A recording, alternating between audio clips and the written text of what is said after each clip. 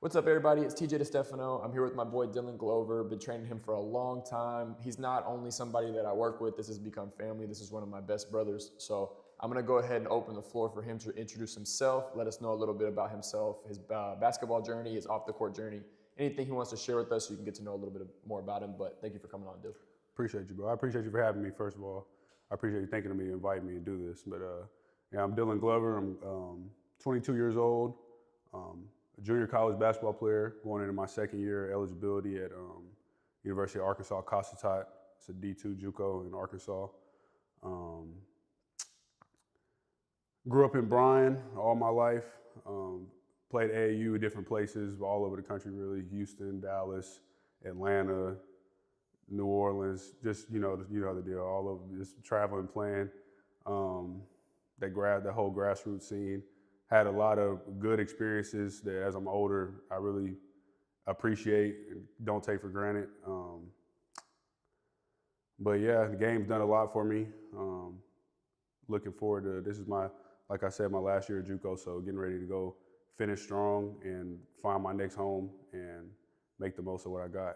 For sure. So kind of tapping into what you just talked about and starting this podcast on a lighter note, when you look back at your basketball journey so far, what's like your favorite memory of all time? What's the thing that you look back at and you're like, man, I love that time. You know, it could have been high school, early years. What was it? That's tough, bro. There's like, you already know there's so many times that come to mind, but probably won a national championship when I was in 5th grade, AAU national championship, and that was just probably like on the biggest level that it's youth basketball, but it's a big level that I won at, and just something you don't forget as a good group of guys, and just yeah, so I would say that. Yeah, for sure. And then probably being so young too, like that probably motivated you just to keep going. Because Yeah. you're like, oh, I did this in 5th grade, so now let me just keep on moving. Exactly. And then the idea of like being at the AAU national tournament in 5th grade, and we played, I think it was a team from Carolina, like North Carolina we played against in the championship. But just seeing, and then as we started growing up, a lot of the kids from the top teams, like seeing them staying up in being top guys, being guys that play at a high level, it was just cool to see like that I was in that group at a young age. So yeah. For sure. Still gonna be there. Yeah. Now, when you think about all the experiences, all the times you and I have spent together, is there any moment from you and me training together that has stood out? Is there a specific moment that you remember? We've had so many long talks, but I would say, man, just the countless hours for real, like all of it as a whole, because like we have the times me and you will have some long talks after workouts, and then at the same time we've had months where we talk to each other, but we're coming in and punching the clock every day and getting to it and I think those are the times I enjoy the most, like those June, Julys where we're really getting into it. For sure, just the overall journey. Mm-hmm. And so to segue that into the next question, none of us can grow alone. We all have to have people that push us and keep us accountable. And I know I've been one of those for you, but other than myself, you can talk about me too if you want to, but other than myself, who are some of your biggest mentors and what are some of the lessons that they've taught you and helped you grow both on and off the court? First of all, I think my dad, for sure. The biggest lesson he taught me since I was young is just, as with his words, but also his actions, just seeing the example of like what it means to get up every day, and regardless of how you feel, what you have going on emotionally, physically, getting up and understanding your responsibilities and taking care of them. I feel like that's just something that's always stuck with me, and just the first example of like what it means to be a man. Other than that, I would say the things that you've taught me have stuck with me, especially in the game of basketball, but all of it goes beyond basketball, but specifically just how to stay present and how to be grateful for the moment that I have right now, instead of being scatterbrained and having one foot in the past and one foot in one foot in the future, staying where I am. Yep, and enjoying it even if it's not so much enjoyable. I think that's one of the deepest lessons, like, I may not be feeling the best right now, but it's still what I have right in front of me, so let's go ahead and just be here.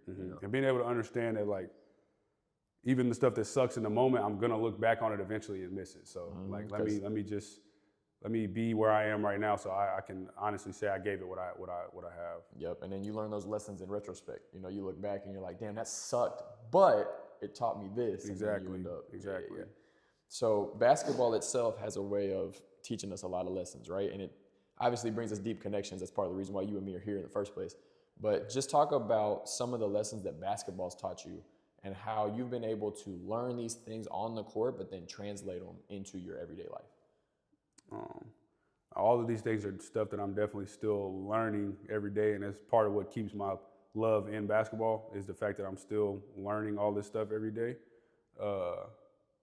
But I think the biggest thing for me in the past year would be, I kind of already touched on it somewhat, would be just that things can go like that. Like that this conversation we're having right now wasn't promised. Like anything that I get to experience is a blessing and a privilege. So like every moment that I've, like right now I'm in the process of getting back healthy from having surgery on my ankle in March.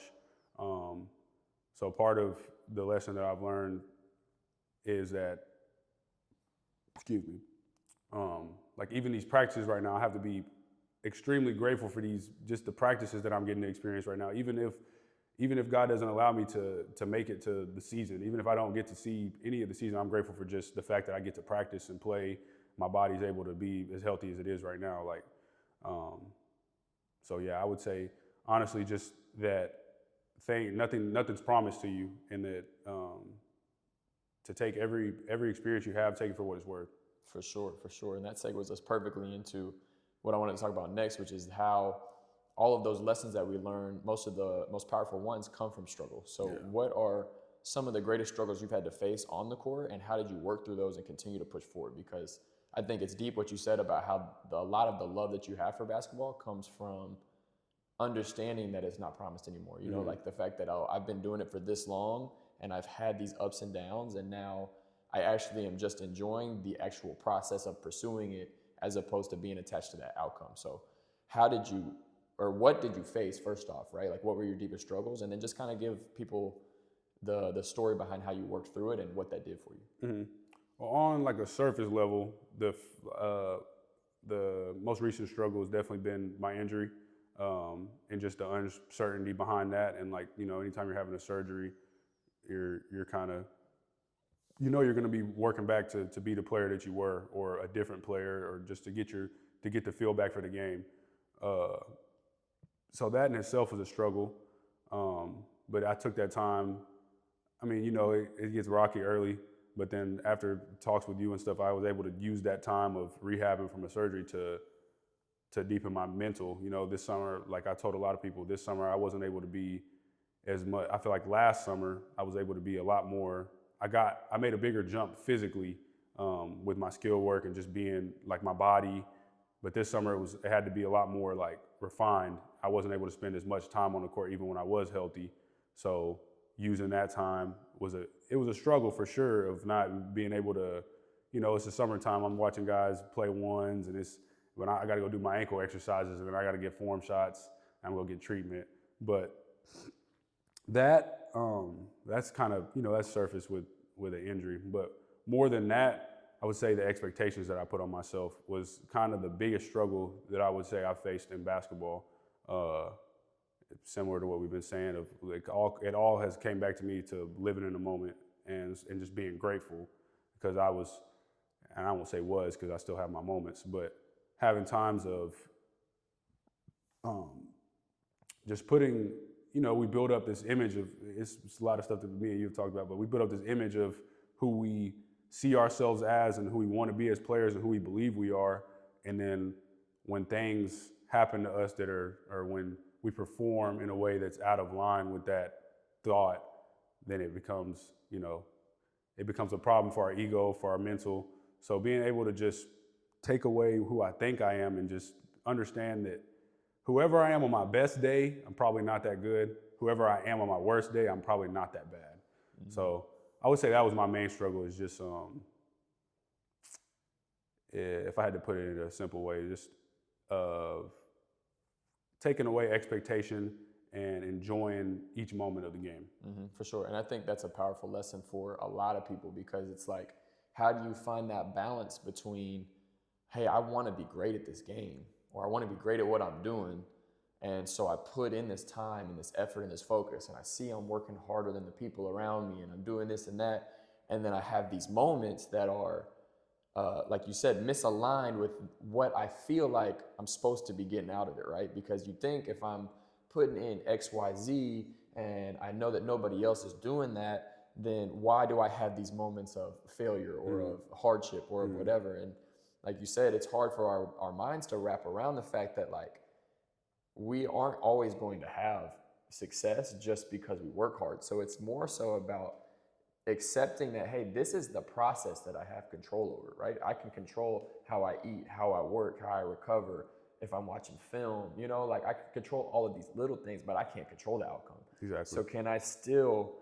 be able to focus on this process as intensely as possible, and then detach myself from whatever the outcome is, and know that as long as I'm handling the process, the results will come eventually, right? So I think that's huge, because you and I have obviously talked about that multiple times, but for other people to hear you say that, like, you've had great moments. And so it's hard not to get attached to those great moments. Yeah. It's hard not to be like, this is who I am, this is everything. But then on the other side, you don't want to attach to the bad ones. You want to be like, oh, well, that's not me. Well, Exactly. But the truth is, we're both, right? Exactly. The truth is that we are our worst moments and our best moments, and the only thing that we can do from moment to moment is focus on what we can control, and then let the rest play out, which is why, you know, when we release those expectations, not releasing those expectations doesn't mean that we don't still try our best to put our effort in to maximize everything we can do. But it's like, we release the fact that, or we accept the fact that we can't be successful all the time. And so we release the need to achieve and be perfect. Exactly. Right. Exactly. And for me, that came from, honestly, my dad very early on. My dad wanted me to be successful in everything I did. He pushed me to be successful, which was all great. It turned me into a man who had a lot of drive, right? And had a lot of desire to be great, to be truthfully honest with you. But it just came from a place where I realized later in my life, I was doing this for approval and for love, as opposed to doing it because I genuinely wanted to do it, right? And so when I realized that, and I realized how much pressure I was putting on myself to be successful 24/7, I finally realized if I don't have to be successful, it actually makes it easier for me to be successful, because I'm opening up so much freedom and energy inside of myself to just focus on whatever's in front of me, as opposed to needing it to be a good moment. Does that make sense? Yeah. And like little things, like I remember back when I was a young kid, I would play baseball, and if I struck out, it was like a huge deal. Like he would be like, bro, how did you strike out, this and that? And so it taught me from like right then, like, oh, I can't fail. You know, I got to make sure that I succeed over and over again. And it got me places. It got me to be really good at things. But I think for us, you and me specifically, and anybody listening, it's like, do everything you can to maximize your chances of having those good moments, but don't attach to the fact that it has to happen. Just let it happen when it happens. And when you have those bad moments, assess why, right? Like watch your film, or have some self-awareness, reflect, journal, whatever it needs to, so that you can learn from that, but then just get right back to the process. That makes sense? And it ties back into what you were saying, because if you're, like you said, a big part of the love comes from finding out who you are through failing. So if you're avoiding those failures, then you're not getting the. That's where like a lot of that like spiritual deadness, I feel like, came from within me with the game, and just shooting for, you know, avoiding failure and just chasing those, like, it's like dopamine hits. You know, you're just chasing those good feelings of, you know, let me just keep doing these things because I know I'm going to succeed, rather than let me go over here and fail and find out something about myself, make myself better, you know. And that's how you challenge growth. Like whether we're talking about skills or life, it's like, how can I be uncomfortable right now so that whatever I'm doing is comfortable later? If I don't have a left hand, if I'm a young kid, I don't have a left hand, I got to go shoot left hand layups over and over again. I might miss 9 out of 10 at first. And I feel like we all kind of innately know that about ourselves, and about like just anything that, you know, once you start avoiding something, like, okay, I'm avoiding this because, but it's just tough to be honest with yourself, especially as a young, and that's something that I had to get over, is the things that I did or didn't do when I was young. I'm not going to be mad at myself today for things that I did or didn't do when I was 15, 16 years old. Got to forgive yourself, or else you're trapped. Exactly. 100%. And it's also important for people to know, like, we're wired for comfort. like we are designed to seek comfort as opposed to discomfort. So you're actually going against your internal feelings until that becomes a habit, just like anything else. And then you're like, oh, okay, now I feel this discomfort. Like, you know what I'm saying? We probably both were a little bit nervous about this podcast because I'm not always great at being in front of the camera. This is your first one as far as I know. Yeah, I've never done nothing like this. You know, but it's like, you know that the benefits of what you might share to people is greater than me staying comfortable and just being like, nah, I'm not gonna do that because I don't want to be sitting in front of it. Like, so it is what it is. But that was beautiful. Thank you for that, bro. Now, what about off the court? When we talk about like things that have just kind of taken you off track and made you struggle, what would you say is your greatest struggle off the court? And how have you had to face that within yourself and continue to move forward? I would say I've defined a lot of who I am in the basketball just naturally from the time, you know, just naturally. That's what I identify myself as. If you would have asked me from, I mean, even probably still now, but if you would have asked me from any time as a kid, that's what I would have. I'm a basketball player. That's what I am. So for a long time, I didn't really, especially as I started to get older. As a kid, it kind of is more done for you. You know, you play AAU, you hang out with your friends, you play 2K. You do what everybody else does. Then you start to get older and it's like, okay, well, what do I actually like to do? Who am I actually? And I started to realize that I didn't know who I was outside of basketball, and I would get done working out and pretty much just bullshit and find things to do to fill the time until it was time to go work out again and just do things to keep my mind pretty much blank, and like was stopping a lot of my growth, doing a lot of things that definitely weren't helping myself on or off the court, wasting time, procrastinating, you know, all the stuff that comes with scrolling and, you know, just not knowing what it is that like I actually like to do as a person, other than just play ball, work out.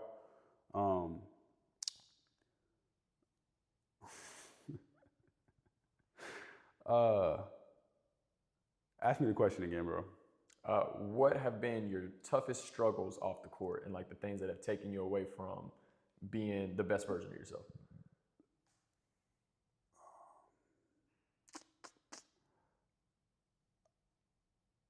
I would say just, go ahead, my bad. I was just gonna say, I think it's important too for people to know how you just told that your identity was so shaped around just being a basketball player. And I think maybe what you can do first is just talk about how deeply that forced you into a box to a certain degree. You know, like you played this game, but then because that was all you knew, your emotions were so tied to performance. Like we talked about just a second ago, right? Like it was hard for you to detach yourself from the good moments and the bad moments on the court because that was who you were to yourself, not the truth of who you were. Right now we both know a little bit deeper about like, nah, that's not who I am, that's what I do. But just kind of go a little level deeper of, hey, so this is how I got stuck because all I did was basketball. And then when I wasn't doing basketball, I didn't have any other hobbies, any other things that brought me joy. So everything that I felt was tied to the positive or negative emotions of basketball. So when I was feeling positive because I played good, it was much easier for me to be, you know, happy, joyful, spending time with people. But then when, for me, at least personally in my career, it was like I started making these bad choices because I was running away from the negative emotions that came from a bad workout or a bad game. And that's when I started to numb myself, you know, with weed, with porn, with all my other things, eating unhealthy, like all the ways that I was trying to numb those negative emotions. It came really from my own identity being trapped in basketball. Because if I had a great game, I'll go to the, you know, if I was in college, I'll go to the party and say what's up to everybody. If I had a good game in high school, I'll go to eat with everybody afterwards. But if I had a bad game, it was like, I don't want to fucking talk to anybody. I don't want to be around anybody. And then it was like, I started feeling so negative internally. That's when I'm numbing myself because now I don't like how this feels. I don't like how, and that's when I got into all those all those things because I won't want to say couldn't because I probably could have had I had the right guidance back then. But at the current moment, I didn't know how to handle those negative feelings. I couldn't really be honest and open with myself about like, yo, you're upset because you didn't perform how you wanted to. So now let's sit down and instead of watching porn or instead of smoking weed or instead of, you know, stuffing my stomach with something I don't need to be stuffing it with, let's just sit down and let's journal. Let's just sit down, let's meditate. Let's just sit down and be honest with where these feelings are coming from. It was like, nah, I am a basketball player, so I didn't do good, and so now I feel like shit, and so now I got to run from that. Yeah, I guess I had thought of it in that way, but the way that you gave it across to me, like it made it make sense to me. So yeah, like I hadn't really thought of that, but that makes like I can think of probably at least 10 examples right now where that's kind of exactly where my experience, what I feel like happened to me, or what I did to myself, what happened to me, however you want to put it. But yeah, you know, like exactly, you get so tied into good performance, and especially when you're talented, when you're young, then you don't learn how to deal with those because they're few and far between. Like just being honest, like they're few and far between. So then when they do come, you're not as adept to how to handle them. And you've already had, because I was the same way, right? Like I went to St. Joseph's, small school, so Exactly. I was busting everybody's ass for the most part. So then when you finally get to the moments where all of a sudden you're not the best anymore, it's shattering that identity that you've already built. It's like, oh, well, I'm so nasty. I'm on this 5th grade championship team and I'm doing this and that. Exactly. And I'm the best player in Bryan or, you know, whatever it is. And then all of a sudden it's like, oh shit, like there's motherfuckers out here that can hoop. Yeah. And now it's like, I'm not as good as I thought I was. That's hard to handle. And then it just. Then you let your mind slip from there, and it's just that, like, kind of similar to what you said. That's how, at least in my experience and from talking to you and the other people that I know that have had similar journeys past as us in this way, that's literally, you could look from there when that first kind of happens. Usually the negative things or the negative vices or the things that people do to kind of self-harm come from there. Like they all stem from right there. And like when I look back on it now, that's when at those times, that's when meaningless relationships with girls that I didn't necessarily, you know, that I didn't see myself spending a lot of time with. I was just something to fill my time and keep myself out of my own mind. Really, it all comes back to that, just running from myself. That was definitely my biggest struggle off the court, was running from myself, in whatever way that was, whether it was eating bad, not talking to anybody, isolating myself, being with multiple girls, you know, just different things that weren't serving me. Those were definitely my biggest off the court. Those were the things that hurt me the most. For sure. And for me, it was like when I started to run from myself, like you said, and I was chasing all of these things that weren't good for me, it was because I had this version of myself that I was trying to live up to, and I failed at that moment or whatever, and then I was feeling less. And then as I started doing these things, it was almost like it trapped me into a cycle of then just feeling worse and worse and worse and worse, right? So now it was actually harder for me to get back to this side anyways, because now I started feeling shame. I started feeling guilt. I started feeling anxiety about getting found out. Like when it was having sex with multiple girls, or like, you know, and sometimes for me, it was like within the period of a couple days or a couple moments. And it was like, so now I'm worried that she might tell her, or somehow she might find out this and that, right? So then I started getting trapped in these negative emotions, and that was stealing all of my energy from where I could have been, right? And so I think now one of the biggest lessons I've learned is like, when we feel these negative emotions on this side, we have to have a vision for ourselves that is stronger than the desire to fall back into these things. Does that make sense? So like who I am becoming has to be more enticing to me than the pleasures of the moment that are available. And then not only, because the vision is still shaky, right? It's something it's like a puff of smoke. You can't actually grab it. It's just something that you see up here, but it's not in reality yet.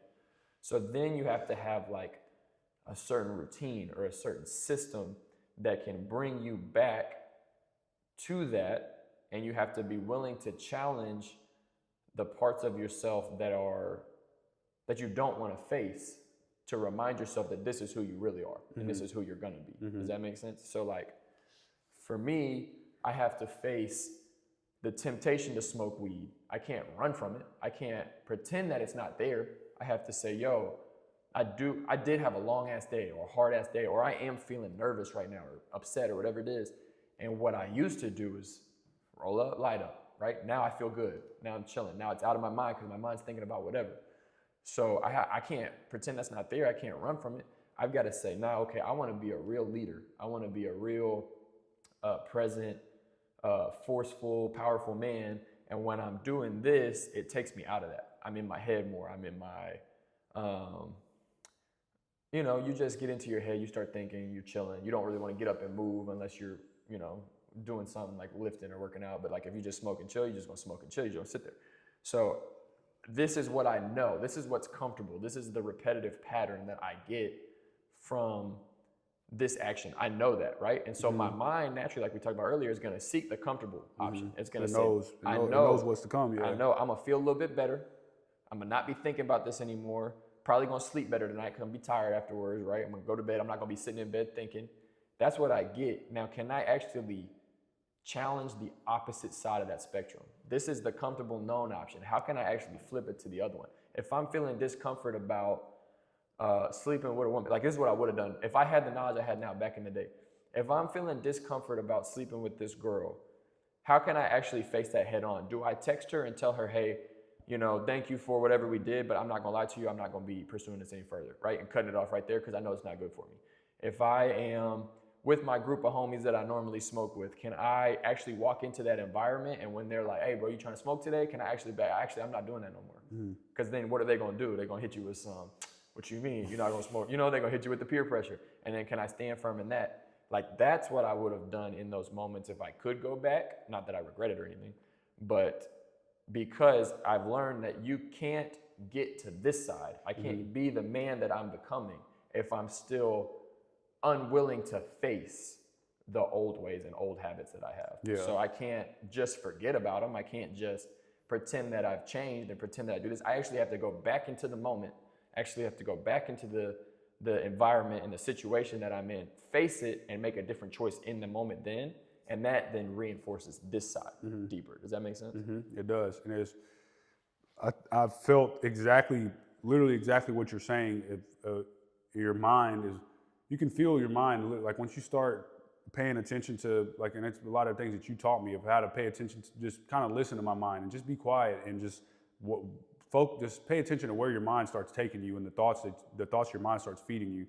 And then you start seeing that it's not something that you beat and then it's just over. Like it's an everyday thing, especially when these are habits and things that we've accustomed our body to over years. Our minds and bodies have been accustomed to them over years and years. These are habits that our urges for them might not ever go away, but like it's a daily decision to pursue who you want to be instead of staying comfortable. And I think it all comes back to comfort and controlling what you can control, really, when it comes to pretty much all of this stuff. Those have been my two biggest things and I feel like comfort has been something huge for me since I was young. Even within basketball, with me being successful, like if I'm being truly honest with myself, even as a young kid, not that most kids are training like Kevin Durant, but like being somebody I've been about this size since I was 13 years old. I was a bigger kid. I was physically had an advantage against pretty much all my peers. So even being honest with myself back then, I was times naturally your body is going for comfort. So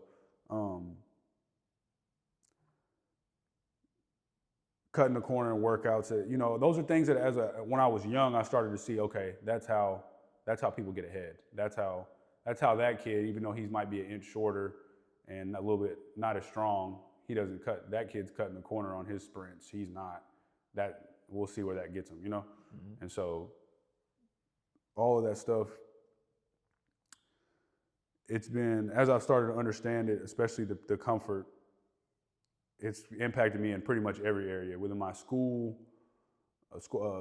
basketball, when I have a job, all of that stuff, because I truly see that how you do anything is how you do everything. And so as soon as I tell myself, I'll fold those clothes later, then it becomes a little bit harder for me to write my paper or go to the gym or get my stuff together to go to the gym. Because then it's like, okay, if I'm cutting the corners here, I'm cutting, like I can't, you don't get to pick and choose and be passionate over here and then be lazy over here. It's not, not how it works. Yep, it's the standard you hold yourself to all the time. That's like for Exactly. me. So cold showers for me in the morning are like literally my day is set up or not. So if and it's not that I don't wake up like this morning, to be real with you, like I drove back from San Antonio late last night, right? Got into bed, I put the kids to sleep, fell asleep with the kids. So when I fall asleep with the kids, I'm not sleeping super deep, Yeah. you know, because they're gonna toss and turn, they're gonna be doing this and that. So then my alarm went off at 6, I got up, I went to my bed where Alina was, and I gave her a little cuddle, and then my alarm went off again at 6:30.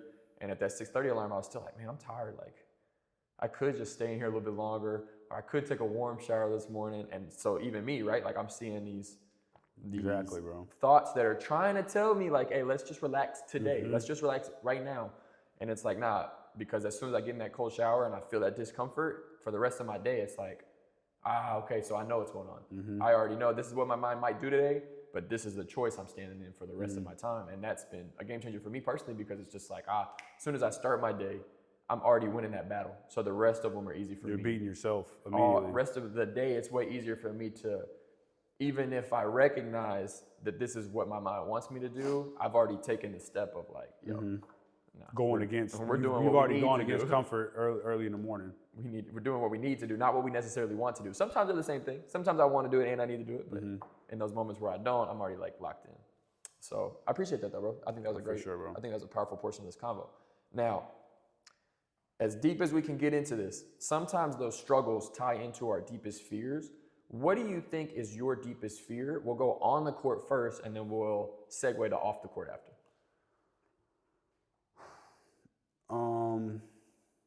My deepest fear on the court.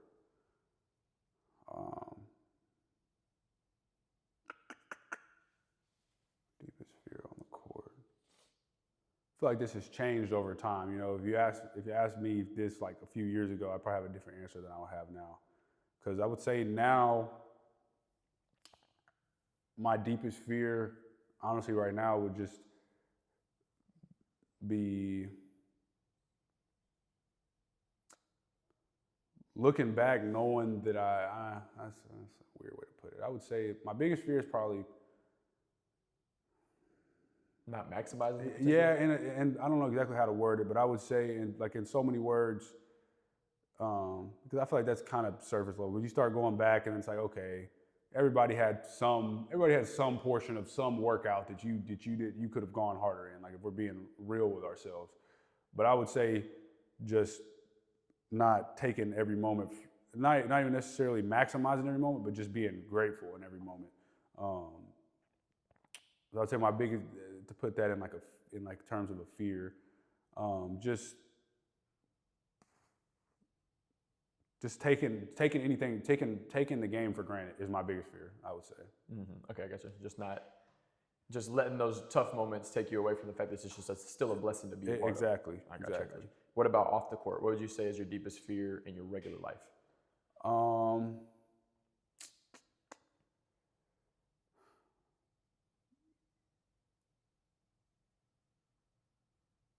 I can give you an example. Mine is not being enough. Okay. Not being enough and being seen. Those are probably my two greatest ones. So Okay. like, no matter how good this podcast is, no matter how good my training is, no matter how good of a husband and a father I am, I still have this internal fear that I'm never going to be enough for anybody, myself included. And then being seen. So like I talked about earlier, like putting this camera on, posting all this content I've been posting lately. Every time I do it, I'm having to face a fear of like, what if somebody talks shit in the comments? What if somebody says my shit is goofy? What if somebody... And so it's just like, those are mine, but I'm just learning, like we talked about a second ago, that even though I feel this way, I just got to do it anyways. Yeah.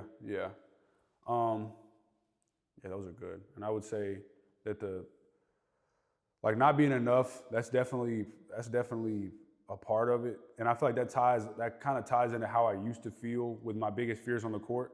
Because I was going to say my biggest fear on the court used to be to be unloved.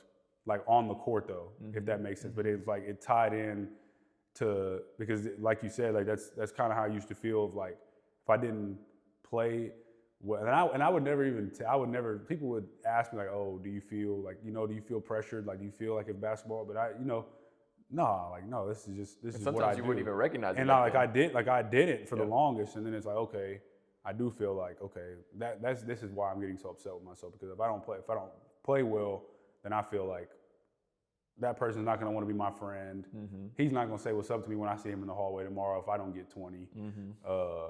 And that's like called like the performer mask, which is basically like you have this weird feeling inside of yourself that you have to earn love through success or through approval or through whatever it is. And it's crazy because that like literally shrinks you into having to do certain things instead of being so authentically yourself and letting people love you for that. And that's like one of the biggest shifts that I've ever had was, oh, I don't have to do or be anything because I already love myself and I already know God loves me.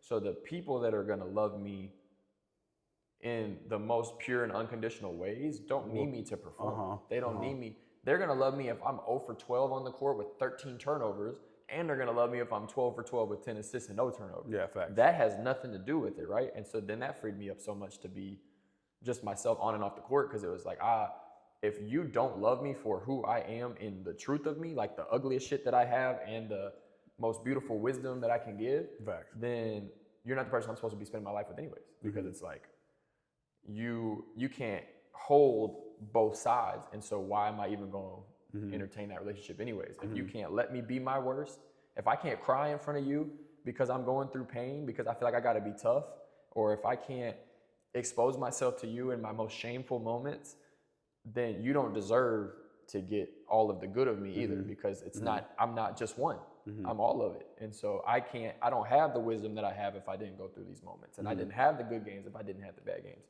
So like, that was a big one that I had too, is like, oh, I gotta make these shots, or I gotta do it right, or I gotta be good, or I gotta be successful to earn love. And then finally it was like, oh shit, like, no, I don't. Like, I'm loved, if by nobody else, I'm loved by myself and by God. Yeah. And then when I figured that out, finally, it was like the right people started showing up. Exactly. Because now I'm not trying to be somebody for you. You're either going to adapt to who I am and love that, or we're not going to rock together. Yeah. That's it. And then people, they might not have been fucking with you because they might have been seeing it already of, okay, that's not even who he really is. Like, Facts. he's just putting on, he's I see like I guess it's something that I feel like has probably been common and been, the situations that and the feelings that we're saying that we've had, because I see it still now, with so many kids, and I don't really know what the answer to it is, or how they should. I think it's a culture thing of just like, we put high level athletes on a pedestal, just in general. So naturally, as a kid, even that's why I think even some kids that might not even have a love for, whether it's basketball, football, whatever, they might not have a love for the game, but they see what the notoriety that it can get you to be, And even as a kid, I consider myself as somebody that I love basketball more than the next man for sure. But you still have those, even like as a young, it's like ingrained in us as a young kid of, oh, if I'm the best basketball player, if I'm this, then there's something in your head that you feel like there's something that comes along with it, whether it's girls, friends, there's something, that's supposed to be tied along with, oh, I'm a good basketball player and I also get this too. But understanding that none of that stuff really serves us, and then it's like, most of the time it's a bunch of fake shit. And so if we can chase what's true and what actually genuinely brings us that love and joy, then it's like, it's not that we can't enjoy these things. Like, if you make it to the NBA, you still have a nice car. Exactly, you still can have whatever else you desire, but it's like, there's no more attachment to it. So it can't bring you, you're not searching for your fulfillment through these external material things. So it's not gonna mess me up if and when I don't get it. Yeah, exactly. Because that's not why you're doing it anymore. And that exactly what you're saying. That's why a lot of people do it at first, because that's what they see and that's what's pushed on us, is like, yo, oh yeah, this guy's got this car and this girl and especially this now lifestyle. with like NIL and stuff. Everybody's, oh, you should, like, I don't know. I get the thought behind it, but I see coaches and hear coaches like, oh, you see what that guy just, he just made this much on NIL. Like, oh, y'all better be in the gym and da-da-da-da. I'm like, I get the idea behind it of what's out there to get, but that shouldn't be what's getting you in the gym, though. Yeah, if that's the motivating factor, it's going to wear off eventually. Exactly. But not for sure. Now, how do you try to face some of those fears? Or if you don't face it now, what do you think are some ways moving forward that you can kind of walk into and do a better job of attacking those fears? they're gonna be like, this guy brings everything back to the same shit. But Sometimes that's the best way to do it. I feel like it really it all comes back to me to embracing failures and controlling what I can control, staying in the moment. I mean, those three things kind of run hand in hand to me. But if I'm staying present and I'm being in the moment and I'm understanding, like we just talked, similar to what we just talked about, like that's their why. If that's somebody's why of materialistic things, then those are things that usually when things get hard, you're not gonna hold up. Though your why isn't gonna hold up against whatever you're facing. But understanding that it kind of is all about like just like on some self-development. Because outside of basketball, like when this ball does eventually stop bouncing, like what am I gonna have to show for it? Am I gonna be the guy that just stayed comfortable and stayed around people that didn't challenge them and avoided like those fears that we're talking about, avoided being who I really am? Am I gonna be that guy, or am I gonna look back after basketball's over and say, okay, I can see how the game shaped me and how I let it make me a better person. And I think some of the ways that I haven't done yet some of the ways that I have done, but it's like I said, it really is a day by day thing. Like, because I could have a great week and then backdoor and go a month where I'm doom scrolling and can't get off my phone and I'm just living and complaining and just not being true to the words that that we've been talking about, of being grateful every day and living in the moment. I would say when I get myself a good start in the morning, that's always been like, when I do that, for you it's a cold shower. For me, it's usually getting up, starting with prayer, putting my phone to the side, not being on my phone for probably the first 2 hours. If I'm not on my phone for the first 2 hours, I'm usually set myself up for a pretty good start. Go outside, get some sunlight, give myself just some quiet time to just think about what I'm getting myself ready for the day. And then just through that, carrying that energy on to my workouts. So if I use my situation right now for an example, if we go through a day of workouts, just as my teammates are, because it's natural, it's junior college, we're having early morning workouts, 5 a.m., different stuff, different things that you don't necessarily want to do all the time, but not being that guy that's walking up to the group and, oh man, why are we, Here we are again. Yeah, like why are we doing that? At the end of the day, when I can look back on it and say, okay, that's not serving me any purpose. That's bringing the energy down. I'm still going to be here, still have to do all the stuff. I'm going to do it anyways. So why not just be present, get what I get out of it, and then just move on from there. I would say that, like, it kind of doesn't tie into but it does in a way, because when you're more worried about, not even worried, but when your focus and your intention is there, then you're not thinking about, oh, okay, well, if I mess up this or if I don't do that, then this person's not going to talk to me or that. So just really being present, I feel like is the only way that I've been able to take my mind off of all the extra shit. Yeah. And that's a good one. I mean, that's where your power lies in the sense, and also it's just where we should be as often as possible. Mm-hmm. So I think that's a good one. Regardless of whether you feel like it's repetitive or not, it's like it comes back to a wisdom that's been told to us since humans have been alive. Yeah. Like, not just it's something that I lean on for real a lot, because it's real easy for me to any one little bad thing happen, and there's been times when I didn't notice the pattern, and I look back and I'm like, damn, it's been 3 days since I got pissed off about that one thing. And I'm still here. Or this one thing upset me, and I haven't stopped doing X, Y, and Z since then. So like, just being able to recognize it early and say, okay, fuck the complaining, fuck all of that. Let me just be where I am and be grateful, because at the end of the day, half of the things that my mind has, quote unquote, wanted to complain about are things that I prayed for, whether it be an early morning workout, going to anything, bro. Like I'm living in all the things I prayed for right now. So anything I'm complaining for, it's like, why? Mm-hmm. Like, I'm getting what I asked for, and I'm ungrateful when I'm here. And that's a powerful one too. I think that's something that a lot of people forget. Like, you're working towards something, and then you get there, and if you're not grateful for the fact that you got there, it's just gonna be a never-ending cycle of Want something, get it. Don't appreciate it. Want something, get it. Exactly. Don't appreciate it. You just keep Exactly. going. Exactly. So if you could go back and talk to a younger version of yourself, what would you tell yourself? And like, what advice do you think you needed to hear? Oh shoot. Just any point, like any point. random point. Any point that you feel like you could go back and change your own life by giving yourself some advice. See, this part's tricky because I feel like I had a lot of people telling me a lot of the right stuff, but maybe my ears just weren't ready for it. But you'd perceive something different if like a future version of yourself, you'd probably take it a little bit more serious if a future version of yourself was telling you. So I would probably go back to like a high school version of myself, probably getting ready to start high school. It'd probably be a long conversation, but I would probably, in so many words, just try to get them to understand what really matters. Like that a lot of the bullshit relationships, whether it be friendships, girls, that relationships are important, but to understand the balance and understand what serves you and what doesn't, and to not let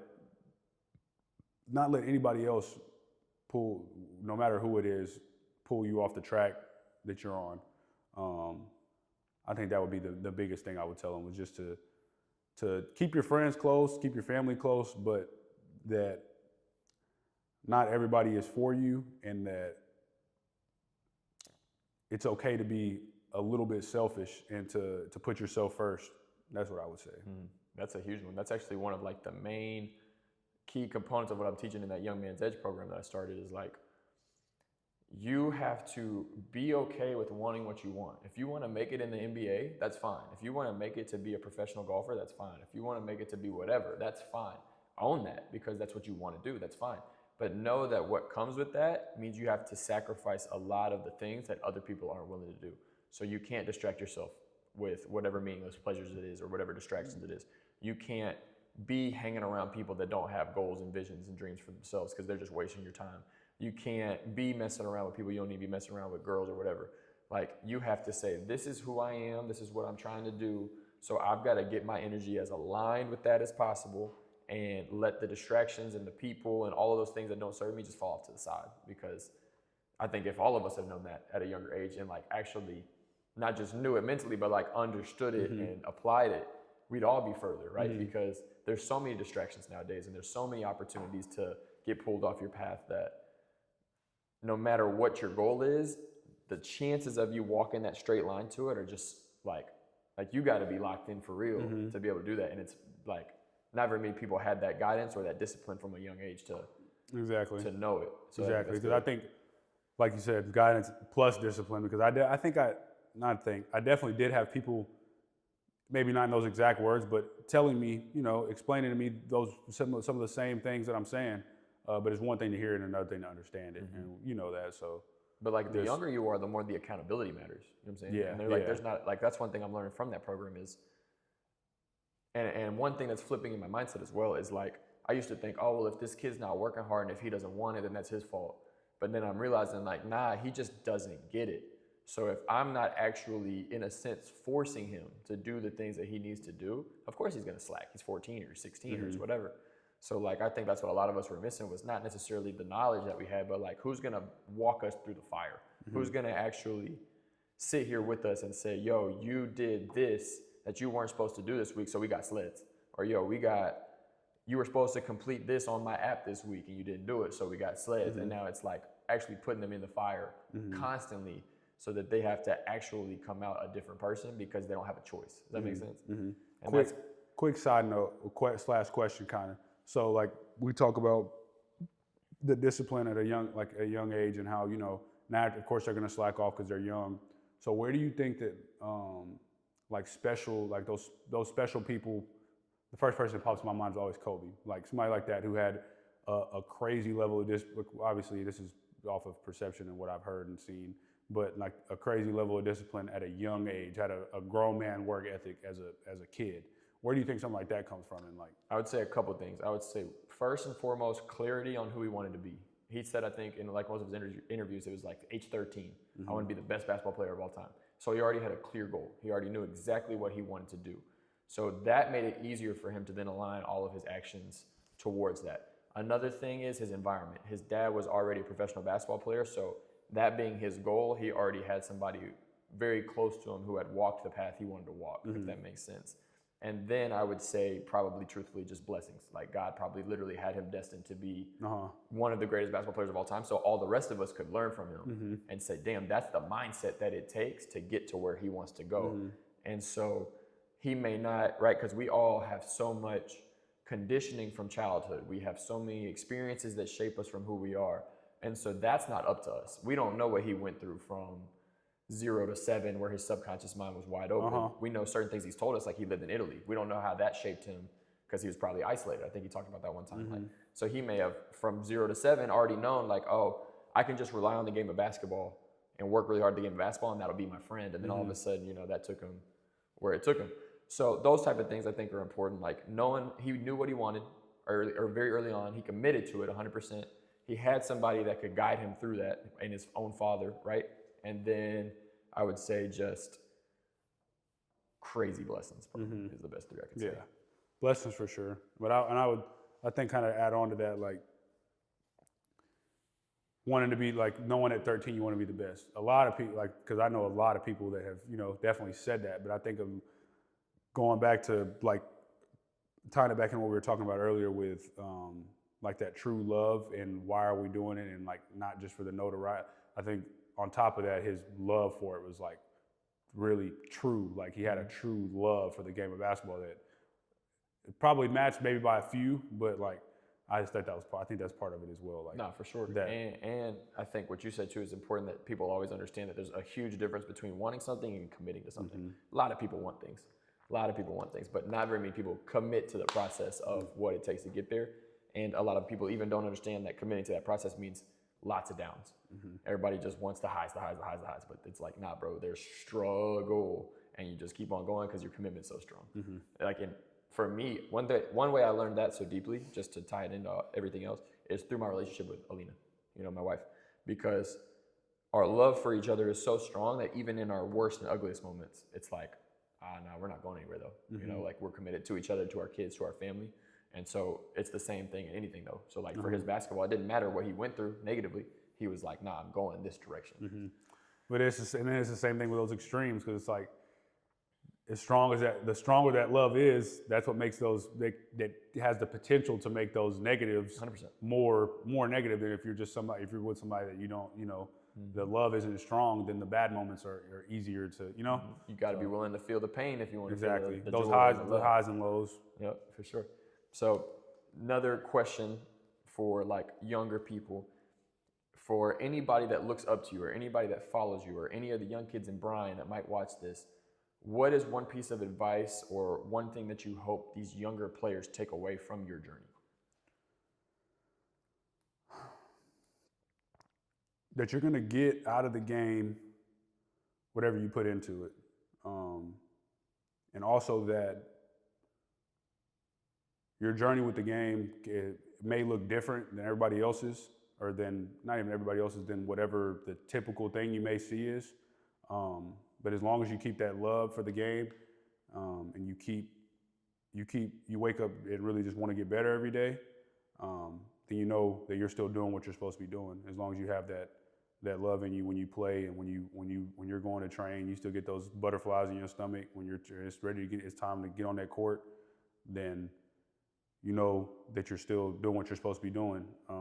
So while you're in it, and kind of tying it back into what I said earlier, like not taking things for granted, understanding that, okay, if I still have that feeling for it, then this is what I'm supposed to be doing. And if this is what I'm supposed to be doing, let me do it with all of me, and so when I look back, I can honestly say that maybe not from the moment of my birth, maybe not like Kobe from the moment I said it when I was 13. It's a constant learning and growing, but being able to say that, okay, I was giving myself, I was leaving it out there, and I was working my ass off. So I would say those are the two biggest ones. For sure. Okay, well, before we close it out, is there anything that you need from me or anything that you want to ask me to close it out? I don't think so, brother. Cool. Well, I appreciate you, bro. This was a great convo. I'm sure people will take a lot of things from it. So thank you for having your time. I know you're headed back today, right? So Yeah. be safe driving on that road. Let me know when you get there. Got you. Love you, dude. Appreciate you, bro. Love you too. Let's do it. My guy. Appreciate you, bro. Of course.